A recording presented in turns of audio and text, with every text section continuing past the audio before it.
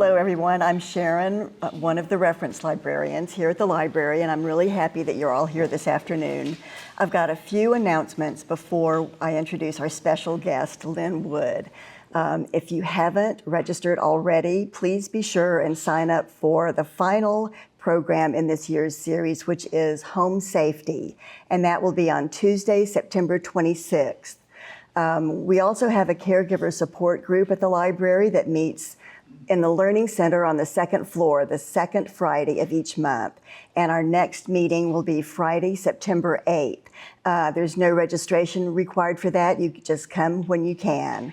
So today's presenter, Lynn Wood, has spent the past 20 years working in assisted living memory care settings, assisting older adults and their families experiencing life after an Alzheimer's or dementia diagnosis. She's passionate about her work with families during this emotional time in their lives when they're trying to make urgent, long-term care decisions for a loved one. In October 2018, she joined Mental Health America of the Mid-South as a caregiver support coordinator. She's a certified dementia specialist with positive approach to care and a member of the National Council of Certified Dementia Practitioners. Although Lynn loves presenting to the community, her focus is meeting one-on-one with families and caring for the caregiver. We're thrilled to have her with us today. Please welcome Lynn Wood. I've only been wandering around up here while everybody's been coming in, so it was no great surprise, but I'm always fascinated at how great I sound on paper. When people are reading my bio, it's like, man, who is that person? Oh, wait, that's me. So I am ecstatic to be here. Mental Health America is a agency here. We're a nonprofit, and we serve 13 counties, with Williamson County being one of them. And my program is one of only two that we know of in the state where I work for the caregiver. Lots of people are out there dealing and working with the person who has the diagnosis and trying to fix that. I am here to support caregivers in trying to navigate the journey, what's going to happen next. Let's prepare and plan and put things in place, and let's hope we never need them. But so if you need anything like that, my services are completely free. And I'd be happy to even stay after this if there's any questions about that. So I have to get my plug in there every once in a while, or my marketing person's not going to be happy with me. So I have to get that in here. So today we're going to talk about navigating communication and behaviors with someone who has a dementia or an Alzheimer's diagnosis. You know, it can get really hard to communicate with someone, and because their cognition is declining, right? So we have to adjust to meet their needs where they are. It's easy for me to say that, but not so easy when you're in the midst of trying to convince someone not to throw fried chicken across the room, right? Or the doctor says, start taking this medicine, and you're like, yeah, I can't even get him to drink a glass of water. How am I going to get new medications in him, right? So that's part of my job then, is to help with families to navigate what the doctor wants you to do, but it's also to take care of you as caregiver stress. Make sure your own primary care doctors, if you are a caregiver, know that you're a caregiver. Because if you start losing weight, or if your hair starts coming out, or your toenails start turning yellow, your doctor needs to be aware that you're a caregiver, so he or she can support you. And that it's really important. My dad's a caregiver for my mom. So my job is to keep him healthy, so I don't have to take care of two people, because I'm selfish, and I've already told them that. So that's no surprise if y'all know my mom and daddy. They'll be all right with me saying that. So we're going to talk about language in the brain today, some communication do's and don'ts. That is going to be a handout that I will send to our illustrious leader back there, and so you can print those out at will, or email her, and she can send you some copies of those when you see them. Some audio changes and visual changes. What's really happening in the brain? You know, we have a part of the brain where our language and our cognition starts shrinking. that's why we can't remember things. But ironically, our hearing doesn't have a real significant change due to dementia. There might be changes for another reason. But what do we do generally? Somebody will bend down and get in somebody's face and then yell at them, "Do you remember who I am?" Right? And so I've done that. And I've had a very wonderful older adult look at me and go, "I don't know what you're saying, but I am not deaf. So please stop hollering at me." And I'm like, "Oh, all right, Miss Etta, you're right. I'm sorry. That is my mistake." So how do we communicate? And learning what happens in the brain just can help us prepare for the changes that we have to make with Alzheimer's and with our communication. Then if we can communicate better, then we can use those for redirection techniques if we do see that behavior, right? Because we have to know how to communicate with them in order to get them to not throw fried chicken across the kitchen. So it kind of all ties in. So we know that Alzheimer's is a dementia. Alzheimer's type dementia. It is the most prevalent form that we have, but there are 85 to 95 different reasons why someone might have cognitive change, a dementia start to happen. So, but what is really happening is they're losing the ability to understand what we're saying, and they're losing the ability to communicate with us effectively. So we have to adjust ourselves, and that goes into behaviors as well. Are we in the right frame of mind to be able to work with someone who has Alzheimer's or dementia? Alzheimer's is actually named after Dr. Alzheimer's. He started studying a lady in 1906. If you want to research, I research weird stuff like that, but I'm in mental health, so that's what we do. And so he really brought Alzheimer's to the forefront in noticing a decline in a woman, and really worked with that. And then in 1984 is when we really started looking at it and trying to figure it out. So that's a long time that we've been trying to figure out this beast called Alzheimer's. So hopefully, I hope I'm out of a job one day. That would be great if I was to get a call and there was a cure and I just could retire, because my husband won't let me retire. But if there's no more Alzheimer's, then he didn't get a vote, right? So what changes in the brain? We lose a filter, right? They just say whatever they want to say. Our loved ones say whatever they want to say. The filter breaks down what the person may say or what they do, and just whatever comes to mind. That's why we lose judgment. We lose responses. We're just fly off the handle. That's why somebody just walks out the door, because they lose that judgment part. In communication, we have two different lobes of our brain. The left lobe is language, LL. That's where our nouns and our adverbs and our pronouns and all of that is, and where we have that communication. On the right is rhythm. That's our prayer, poetry, songs. How many of us know somebody who can't carry on a really good conversation, but if you have to sing happy birthday to somebody, they can sing every word, right? A preacher who might not be able to find a scripture in the Bible, but if you ask him to dismiss the congregation at the end of church, he would still be able to do that, because that is long term and that's held on this side. Unfortunately, what's also on the right side is swear words, derogatory statements, prejudicial statements. And so part of my job in working with caregivers is saying, okay, me mom might have never said a cuss word in their life, and now she's cussing like a sailor. That's just because that's what she remembers. And what someone is trying to do is they're inserting a cuss word as a noun. So, it's not really just cussing. It's trying to say, okay, I can't remember what this is, so now this is a beep, right? So keep that in mind. We have familiar words. This could be a pencil, or this could be a crayon, or it could be a piece of chalk, or it could be an ink pen or a marker, whatever. And as a caregiver, let's let our loved ones be successful. It still writes. All of them write.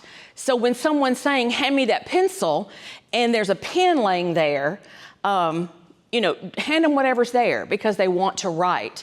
And so that's what's happening in the brain. As the brain is shrinking, And that's really what's happening with the brain who has Alzheimer's or dementia. The brain lobes are really tight, and then as the disease takes hold, the brain starts shrinking and all the lobes start having gaps, so it's harder for everything to connect. And that's why we make up words or the brain tries to fix it. We might revert back to native language. If there's someone I had a family one time who was Filipino family, and the wife was diagnosed, and she started going back and mixing her Filipino language and English language. And then towards the end, it was all Filipino language, which was great. Her husband knew that. What was not great is they never taught their kids the native language. So now you have kids trying to take care of a parent and they're not really communicating. So we had to really work on that challenge. But so keep that in mind if you are interacting or caring for someone who is dual language. If English is their second language, if they start reverting back, that's just part of it. That language skills is held in our long-term memory. So it's held on for years and years and years. That's why new stuff is forgotten, because the brain has shrunk and there's nothing for those new memories to hold on to, which is why we have now short-term memory. And another thing with you might find that changes with our communication is they'll start using gestures. And that's a good way for you to communicate with someone as well. It's time to eat, or it's time to go. You know, it's cold outside, let's put on a coat. Are you hungry? I want to eat, rub your tummy. Some of those things can help with expressing to somebody what you want them to do if they're not picking it up by this. And what we do as caregivers, a lot of times, is we talk too much. We give too many instructions, too many details.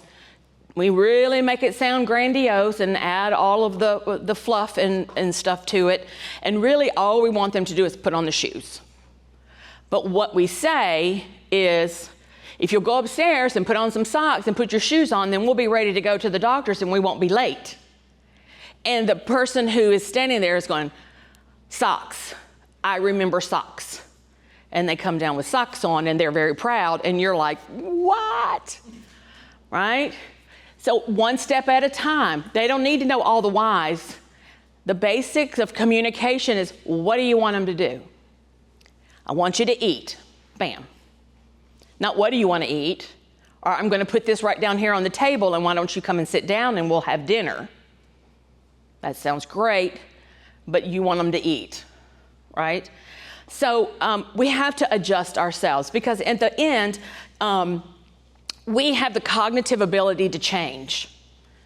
That person who is living with Alzheimer's or a dementia diagnosis, any kind of dementia for whatever reason, doesn't have that ability to adjust to us. So we have to adjust to them, okay? So the brain is trying to make up information to plug in holes. And that's where we might have fibbing, we might have those cuss words. You know, listen to the stories that your caregivers, I used to get so upset. My dad I love my dad. My dad has a story for everything. And we were out on the Pacific Ocean on a cruise, and I thought, there's no way he can embarrass me here. Oh no, he found somebody that he knew, or he thought he went to high school with, or whatever, way back in the dark ages, and then there I am, you know, embarrassed all over again, hearing some same stories that I've already heard. But now as an adult, and what I ask you to do is listen to the stories. Is the beginning, the middle, and the end the same as they've always been? We might have the beginning the same, and the end might be the same, but the middle might just change every single time they tell it. Let's not correct them, right? Because they're telling the story, and if they got the start and they got the finish, and you know how the bologna was made, we know it. We don't care how it was done. My dad went on a fishing trip, and he said, you know, I was talking to, we'll call him Sonny. He told us how he wrecked the boat, and he told that story 8 different times. And the beginning was the end, the middle was the end, but the middle messed up every time. I'm really not sure how he wrecked his boat. And I said, well, at the bottom end is, he doesn't need to be driving, and now the boat doesn't work. So everything is good, right? And he said to me, my dad, he said, are all my stories always the same? And I said, actually, Daddy, they are. And I am actually listening because that is a cue as to we might be moving on into a different stage of this process, of this dying brain that we have. So listen to those stories. If they get stuff wrong, you're going to have to let it go. Has anybody said to you already, you're not going to win an argument, so don't try? Yeah, you're not going to win. And at the end of the day, you just have an explosion, and it's all about self-preservation, right? So what can we do to communicate with someone and not lose our minds? Well, there's some steps that we can take with that, and they're pretty simple, but I know you're in the middle of this caregiving journey, and it's going to be, might be hard to think about them every once in a while. But we want to set a positive mood when we're interacting. What does our language and our body language say? Somebody who is cognitively declining, they are losing vision, and they're losing that cognitive recognition. So you got to get right in front of somebody, but what is your face saying? Because out of the 5 senses that we learn and learn data, vision is the most prominent one. So they're looking at you to see, should I be happy? Should I be sad? Was there a joke told so I need to laugh? Am I scrunchy faced? Am I fiddling with my watch? Am I nervous? That your loved one is more likely to exhibit the same facial expression that you're giving them. So when you go to do that care for someone, how are we looking? Are we relaxed? Are we smiling? We love this person and we're going to try to do our best for this person. And then that's how they will behave, because they're taking data in visually, because that's just, it lasts, it gets distorted, but it lasts a long time, that vision does. You want to get the person's attention when you want to communicate a task to somebody. So it might be that you have to turn off the radio, turn down the television, close a window, or close the curtain, something like that. What's going on in the broken brain is all of us in this room can probably compartmentalize. So put yourself in church. If you didn't go to church, then put yourself in Walmart. Sorry.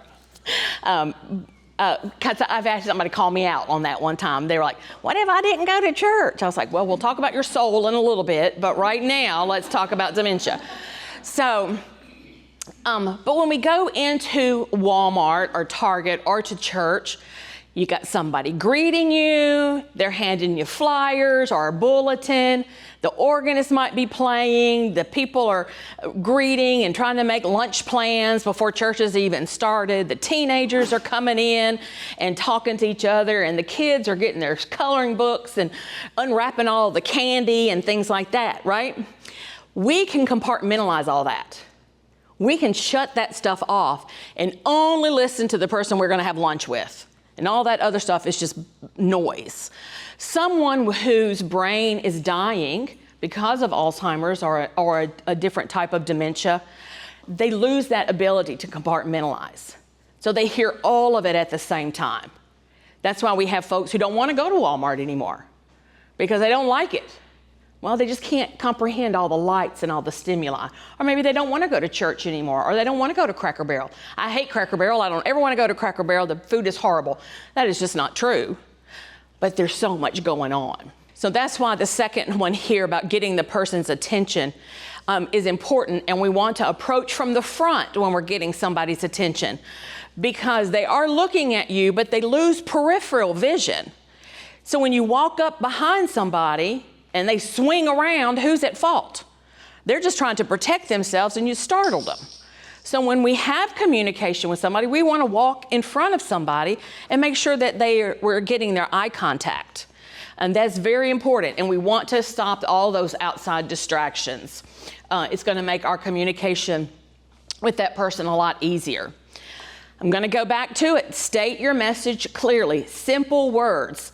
And the other thing to do is, if you're going to give a instruction, put your socks on, My suggestion would be, if they don't do it the first time, repeat it 3 times is what we ask, is what we in this profession suggest. But what I don't want you to do is to change your verbiage. So if you have said, go put your socks on, and you wait a second, go put your socks on, and you wait a second, go put your socks on. Because that slow brain is trying to process, and they might get put your socks on, but it might take 3 different times to hear all those words. What we tend to do is go put your socks on. If you hurry up and put your socks on, we'll be ready to go. How come your socks aren't yet? Go ahead and put those on. I've said the same thing, but I've added extra words in there, and now their brain is trying to go, wait, hold on. What's all this other stuff I'm supposed to be doing? So let's state our message clearly. We don't need a lot of fluff. Use the same words and repeat at least 3 times, and use a little break in there. Now, if that doesn't work, you might change your verbiage then, or then maybe you have to hold up the socks and get them to see what you want them to do, right? Give them a visual clue. And let's ask one question at a time. They get confused. We might have to use visual prompts. What we say is give somebody choices. Everybody likes choices. And in your loved one, or if you're a professional caregiver, you can give that person a choice. It's not what do you want to eat, but I'm making lunch. Do you want tuna fish or grilled cheese? Now you've set that person up to be successful. You're not going to offer to cook them something that you don't have cheese, so you wouldn't offer to make them a grilled cheese. That's setting you up for an issue, right? So do you want to wear your blue shirt or your yellow shirt? Give that person a choice. What we have a lot of times is, what do you want to eat? I don't care, whatever you say is fine. But that person's brain may not be able to tell, is it hot outside, so I need a salad, or is it cold, so I need soup? Is it breakfast, so I want eggs, or is it Christmas, so I want a ham? It doesn't know. I had a family one time, Alicia, and she called me and she said, I just wanted to tell you that I got up and I asked Mama what she wanted to eat, and she said turkey and dressing and cranberry sauce and cornbread and pinto beans and pecan pie. And I said to her, Mama, it's August. We can't have Thanksgiving dinner. And I said, well, what did you learn, Alicia? And she said, I learned that if you're going to offer to cook them whatever they want, you need to have a turkey in the house at all times. She said that was a fight, and I did not win that argument, but I was able to distract her and not have to have turkey and dressing and cranberry sauce for breakfast. So offer choices. And you can do the same thing when you go out to eat. Some of you in here may not want to take your loved one out to eat because they don't know what they want to eat. But you can feed them hints. You know, oh, this is our favorite pizza place. Bam, pizza. Do you want cheese or pepperoni, right? Or maybe you do know, and you can say, I know you love pepperoni pizza or you love Supreme, so, you know, we should get a large, right? And have them, that's the way you can communicate with them. We want to give our folks living with this horrible disease some hints so it can pull out some things from the brain that's still there so that they can be successful and we can treat them as an adult with dignity and respect because we should and because we can. We just have to do a little bit of extra work. And as caregivers, it's hard. I know it's hard, but there are tools out there to help you. And I have tools, and there are tools here at the library and wonderful books over there. I've done some book reviews on some of those books. So there is a lot of resources to help you navigate this journey called caregiving. You have to listen with your eyes and your ears and your heart. At the end of the day, this is someone who you love. You're not supposed to know this stuff. We don't learn to be caregivers until we are caregivers. We don't learn about Alzheimer's until there's somebody in our life with Alzheimer's. What I would challenge you guys to do is when your journey is over, can you be a resource to someone else? Can you become a facilitator at a support group? Can you then volunteer for the Tennessee Respite Coalition to give another caregiver a break? What are those avenues out there that you can take the knowledge that you have and be a support person for someone else? And hopefully someone was a support person for you. And if you don't have a support person, then please call me, because I will be your support person. Break down the activities. You're watching, you're listening, you're breaking down the activities. And when the going gets tough, we just have to distract them. If they're just not cooperating, let's take a step back, take a deep breath, and then we can try a different approach. We have to connect with that person before we just redirect. We just can't say, just go on into the other room and I'll be there soon. That's not redirecting. That's ignoring. And what we really need to do is get them to do what we want them to do or what we need them to do. And we can pick up on some of their wants and needs just by watching them and listening to what they're saying, but with our whole person. With our whole person is very important. We can respond with affection and reassurance.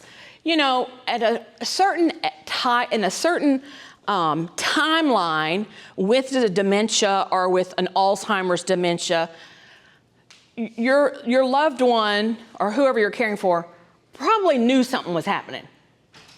They knew they weren't handling everything just quite right. Things just weren't making a lot of sense. And they got angry because they could know what this was for, and now they don't. Or they can't figure out how to open the book because to them it's a book. To us it's a notepad. But then they just throw it because they don't know what they're doing. And we see those anger outbursts. We see that behavior start escalating because internally they just know that they're not the way they were before. That anger doesn't typically hang around really long. Once they move on through, the good news is it doesn't hang around very long. The bad news is that just means we've progressed into a different stage. We've just added some more decline on our journey. We don't want to say the word remember, but we do want to remember what we can. We do want to get them talking, and that is a great way to get somebody involved in something besides trying to help you unload the dishwasher. Let's get them on a task. Let's get them talking about something that they can communicate and talk to us about, because the broken brain can't do a lot of things at one time. And so if the brain is focused on telling the story of how they didn't wear any clothes underneath the robe at the graduation when they graduated high school, then they're not thinking about how can I help you cook dinner and put their hands all over everything. Let's give the brain something that they can be successful at. That's when we use activities, stories, music, things of that nature. And so you use the phrase, tell me about it. Not do you remember, but did you ever? Or tell me about the time when.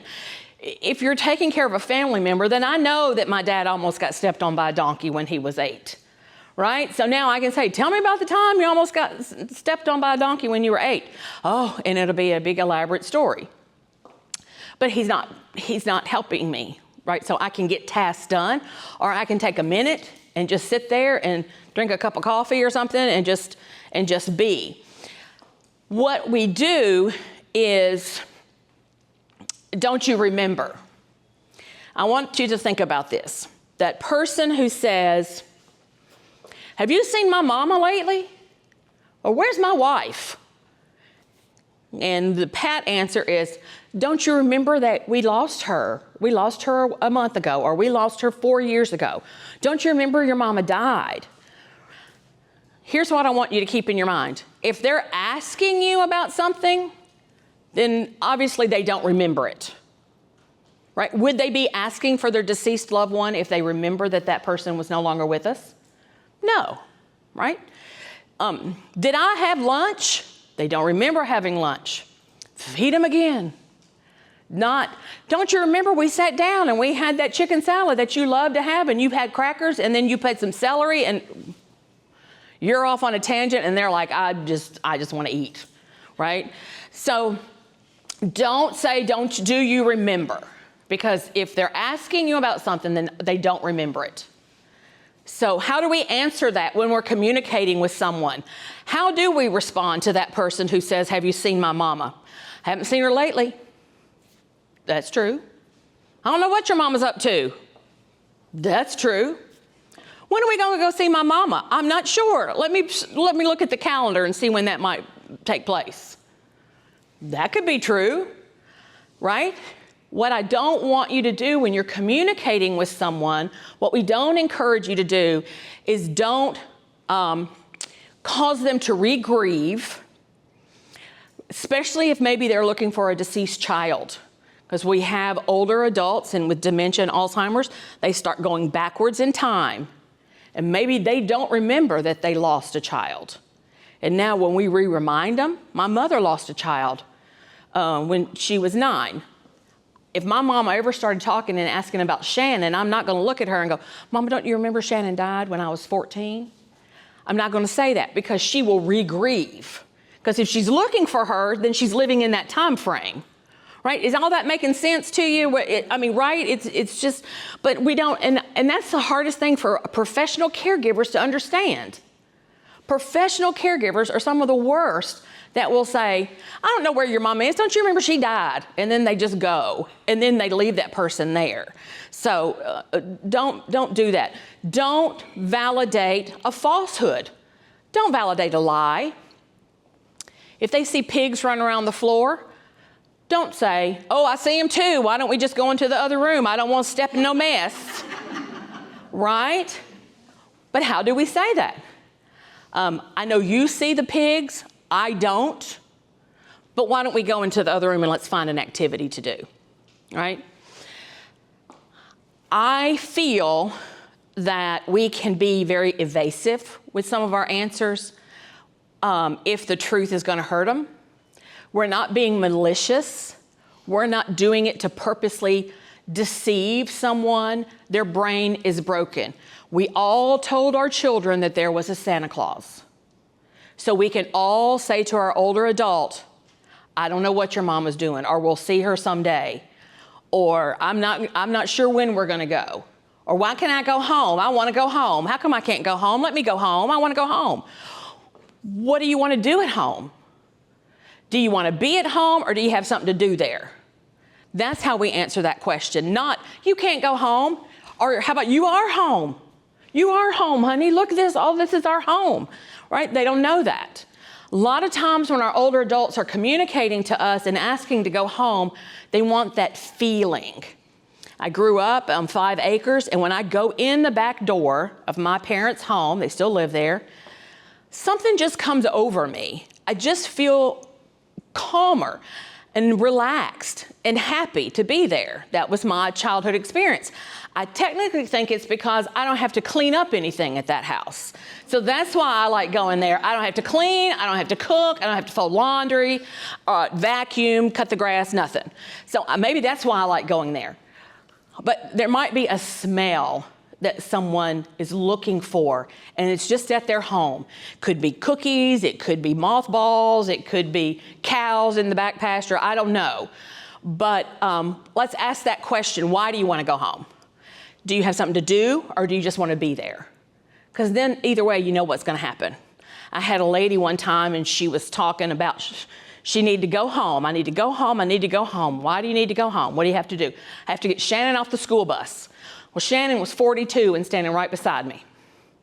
But now we knew when she was living, what era in which she was living in.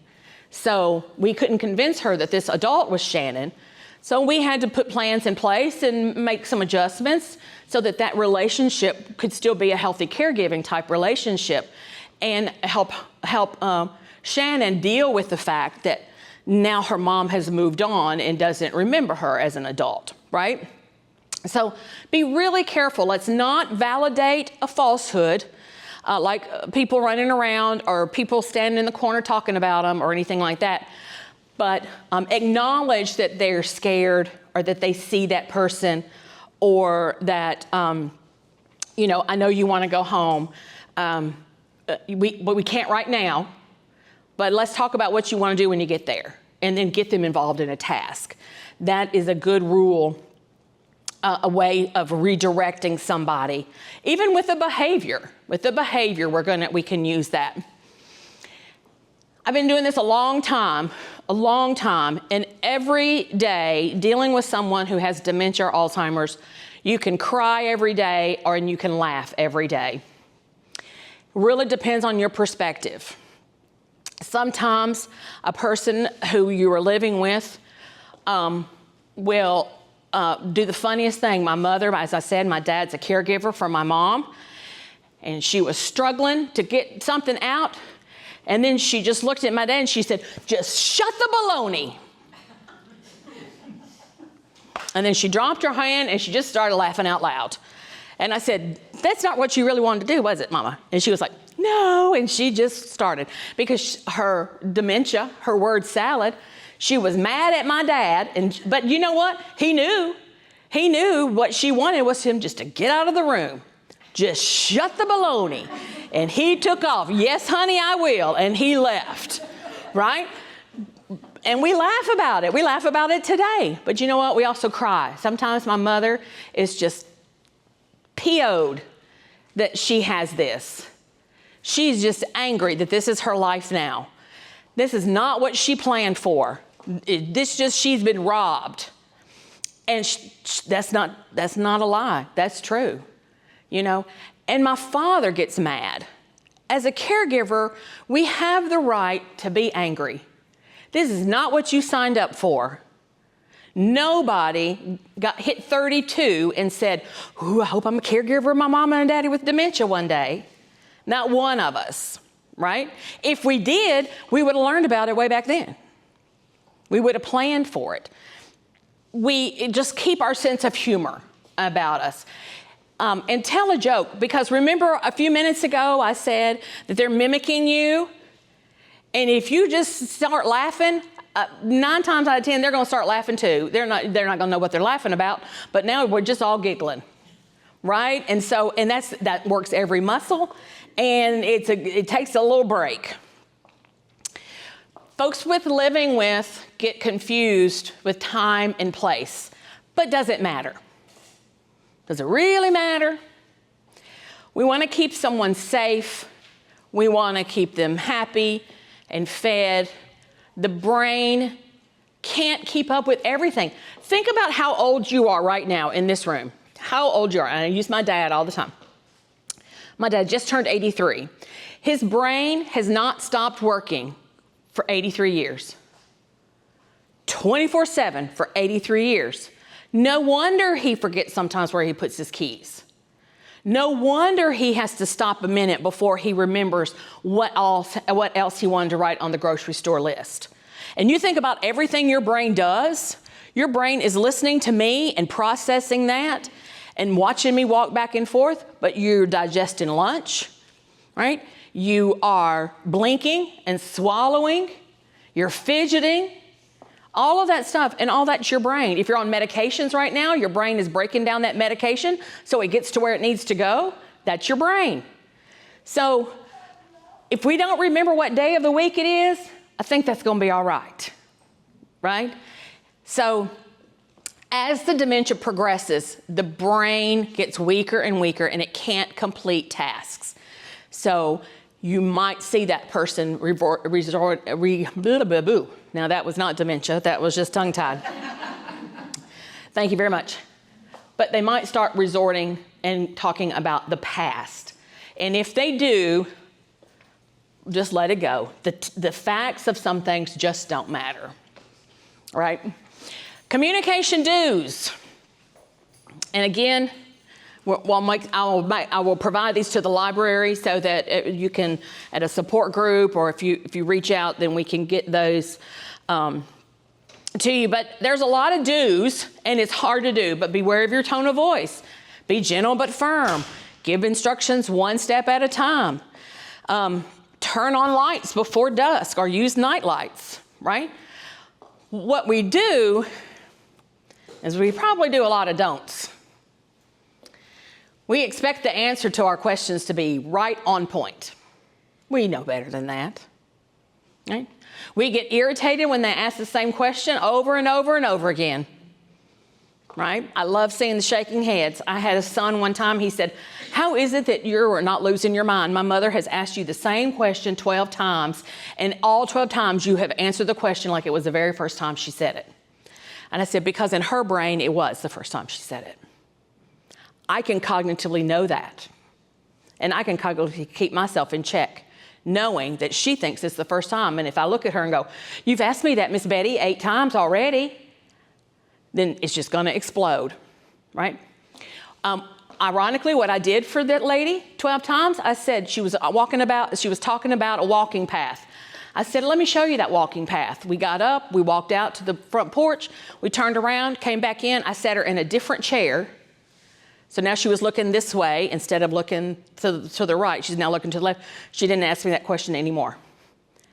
Just by getting her up and then bringing her back into the same room, just changing her point of view, her visual, stop that process. What we have sometimes with a broken brain is it gets on a mouse wheel, right? And this is okay to do. They've asked the same question 8 times. When are we leaving? When's the doctor's appointment? You know what? I'm not sure. Let's go to the kitchen and see if we can figure that out. Stop it. Redirect them to something else. Because then when you get in the kitchen, give them something to do. Have them polish the silver. Have them clean out a junk drawer.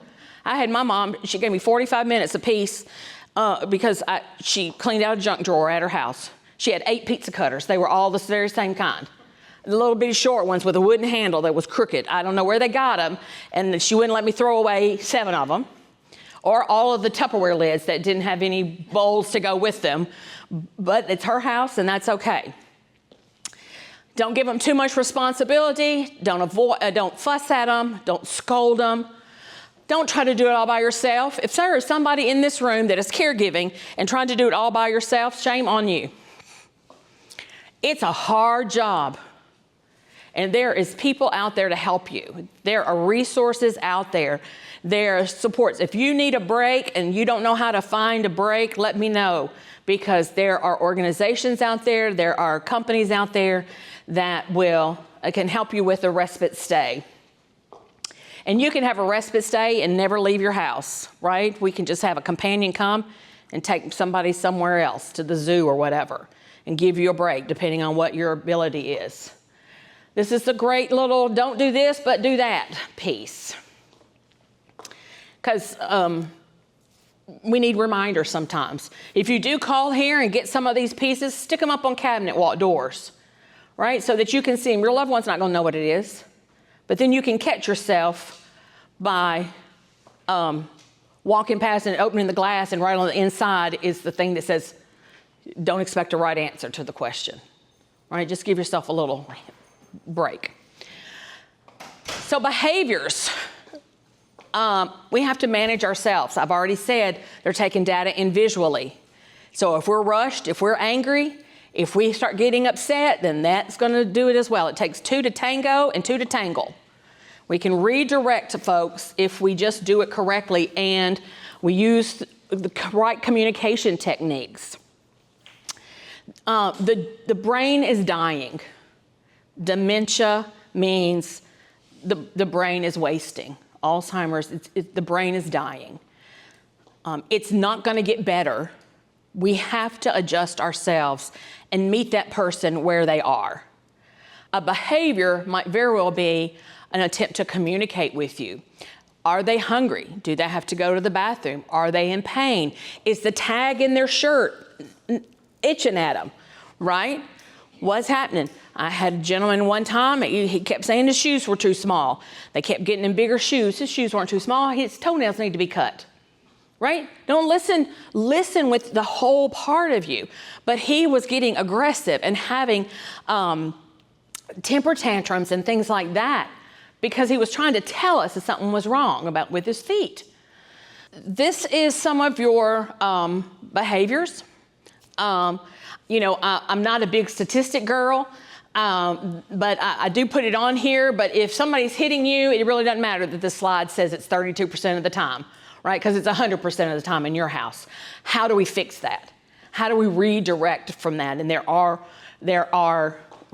techniques out there to help with that. When someone does exhibit a behavior, they are throwing that chicken across the room. What happened before that? Or if they're yelling at you, what happened before? What was going on? What room were they in? What were you trying to communicate with them? A lot of times, the explosion is because they're not getting it, and it's just as frustrating. And we have to be the one to recognize, you know what, this is not working. I need to do something a little bit different. And I need to figure out what caused this. And then how did you handle it once everything squashes? You know, and really having that retrospective part to go, ooh, I could do it better next time if I remember that. But how do we recognize that person's behaviors? You know, watch their body language, their eyes, their facial expressions. Are they constantly moving, rocking back and forth? You know, think about our children, 5 years old. When do they have to go to the bathroom? When they're rocking back and forth and switching their hips back and forth. We learn that as a parent. We can learn that as a caregiver. What we can also learn is what our loved ones, how our loved one's body works, right? When they start having incontinent episodes, when is that happening? Is it 2 hours after lunch or 45 minutes after lunch? If we can be aware of that time, then we can make ourselves a note and turn on our little stopwatch. And when it goes off, you need to take your loved one to the bathroom, right? Because we've learned how their system works. The system doesn't change. What changes is the brain's ability to recognize that it has to go to the bathroom because the brain is dying and the brain can't do everything. Lots of behaviors. We know wandering. Wandering is one of the prime behaviors associated with Alzheimer's type dementia. And we wander because when do we learn to open a door? When we're 2, 3. You hand your kids some groceries and say, help mama out, but open the door. Or get the door from mama because my hands are full and they're so proud. That's a long-term memory. They're 86 and they remember how to open a door because they'd learned it when they were 3. They see a door, they see a coat on a coat rack, and they're gonna go. We have to make changes if we have that diagnosis.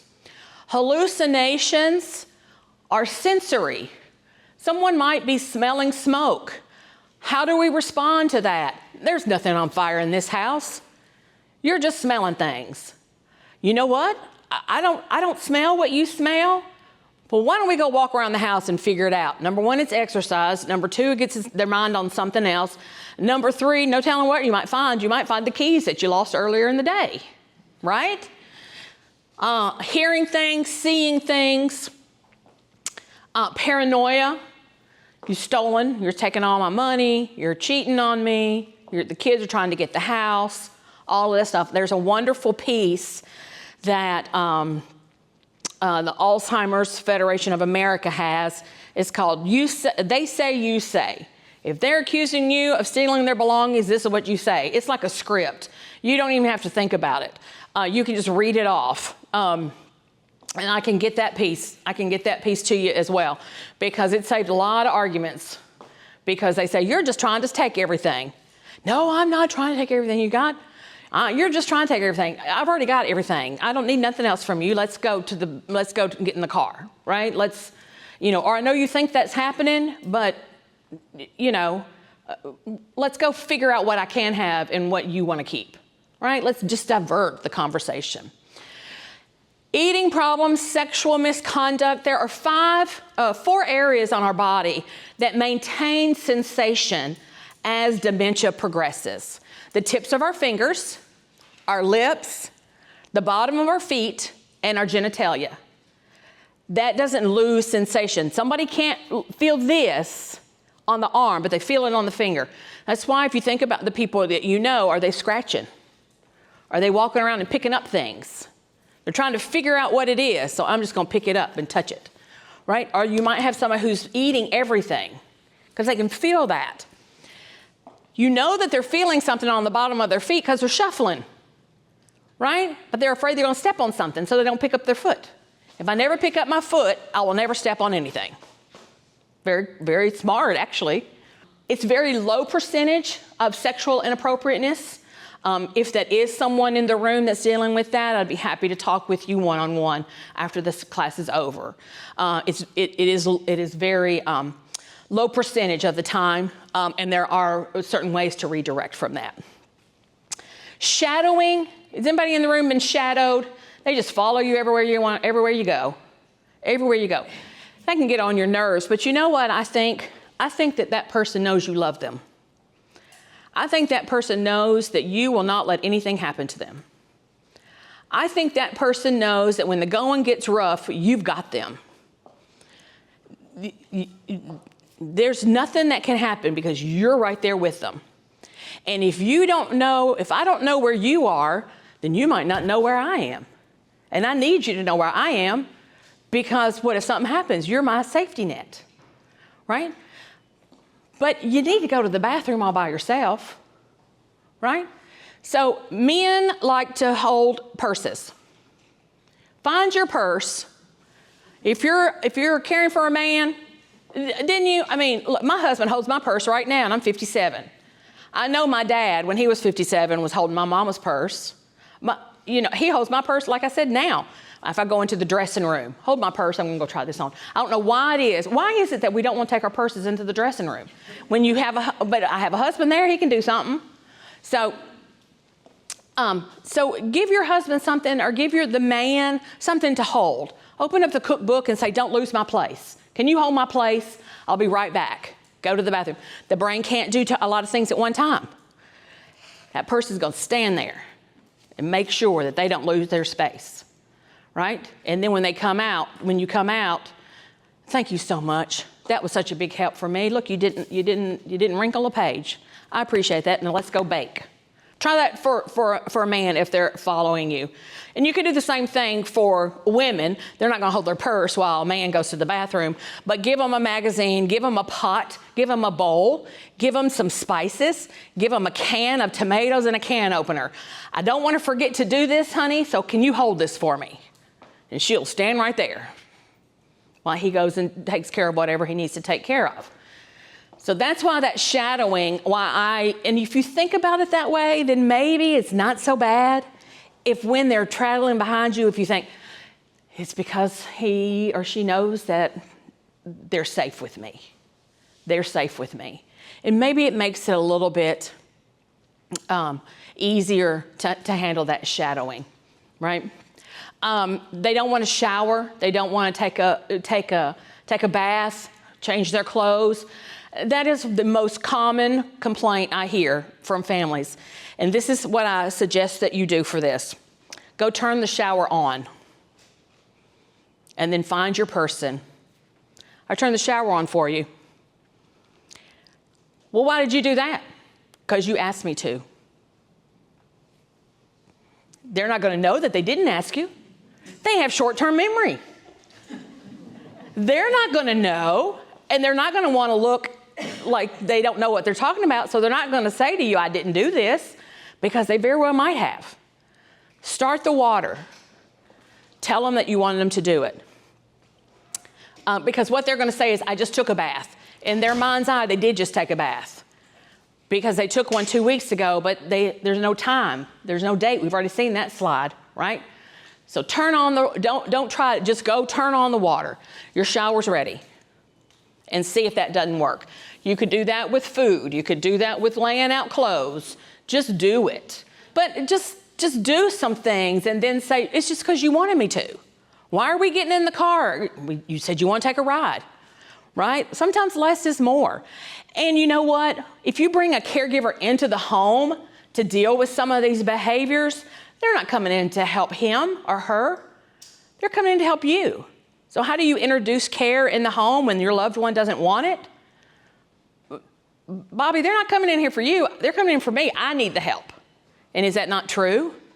You need some time off. They're not coming there. Hire that person, get them in, have them come in a few days while you're there, and then look and go, I need to run to the store, but Susie Q's here. And that person will go, I'll be fine, just go, because now they're used to that person being in the home. What happens a lot of times is we hire care, they show up, honey, here's Susie Q, here's honey, and I'm out of here. There's no transition in there, right? We just have to change the way we do things, and we can adjust if we just think about it a second. If we just think, okay, hold on, what am I trying to accomplish? And there's a lot that goes on with being a caregiver, and I don't know, everybody's journey is different. You might be listening to everything I said and think, she don't know what she's talking about. And that might be true in your situation. But we just cognitively have to remember that you have the ability to adjust. If you're wanting your loved one with a dementia diagnosis to adjust, or an Alzheimer, it's not going to happen. And we need to make new memories now. Because when our journey is over, being a caregiver, all we're going to have are the memories that we've made during this journey. And what are we going to remember? The fried chicken flying across the room, or the fact that my mom wanted my dad to shut the baloney, right? What am I going to take with me when my mom's journey is over with? There are certain activities. The library's got wonderful memory bags. You can try activities out before you go to the expense. This is my contact information right here. You can email me directly. I can send you 5 pages of activities. And some of them might work, and some, just like cleaning out the rummage drawer, men like to clean out things. Give them toolboxes, or fishing tackle boxes, no hooks. That's not what you call them. You don't call them a hook. Yeah, you do call it a hook, don't you? Yeah, fishing, it's a hook, yeah. Or sort buttons or something like that. But, and then it's, honey, can you help me? That's how you communicate that to get them to do something. Especially if we're a woman in the room and we need to redirect our spouse. Men want to be needed. They want to be successful. They want to know that they're still taking care of the family. I can't do this, honey, will you please help me? And give them something to do. They just want to help. And then the busier they are, then the better that everybody sleeps, the better everybody eats. And there you go. I mean, you'll have a memory of 8 pizza cutters to keep with you at the end of your journey, whatever your memory is. But make those and encourage other family members to make these memories now too, because you don't want to be left with all the negative of all the hard parts of caregiving. Let's try to remember the fun parts and how we still made a connection as husband and wife, or mother and daughter, or sisters, or whatever.